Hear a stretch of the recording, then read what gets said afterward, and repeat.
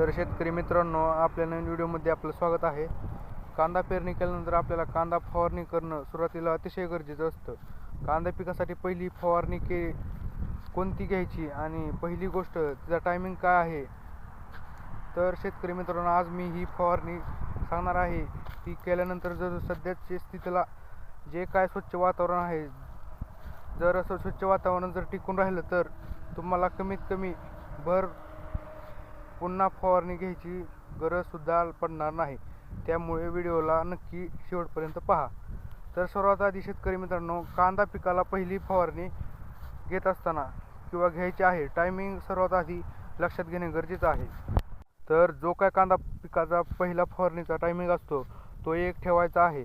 साधारणपणे 25 ते 30 दिवसात दरम्यान कांदा पिकासाठी पहिली फवारणी केली जाते. जेव्हा आपली तणनाशकची फवारणी होती.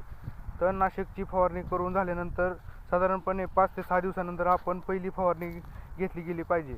पण जर त्याच आधी, तर समजा एखाद्या वेळेस ढगाळ वातावरण जर झालं, पाऊस पडला, एखाद्या दिवशी आधी फवारणी केली तर चालेल. त्यामध्ये काहीही प्रॉब्लेम नाही.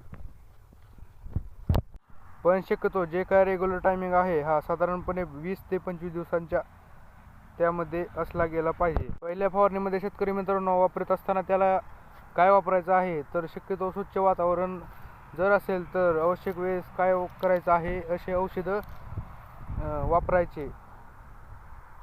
लॉंग टाईम आपल्याला रिझल्ट देऊ शकतात. जेणेकरून आपल्या 3दा फवारणी घ्यावी त्यामुळे लागणार नाही आणि आपला जो काय होणारा खर्च आहे फवारणीचा तो सुद्धा त्यामध्ये वाचायला मदत होईल.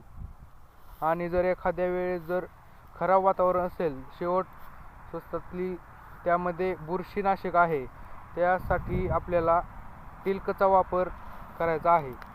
टिल्क वापरत असताना 15 लिटरच्या पंपासाठी मिली वापरायचं आहे.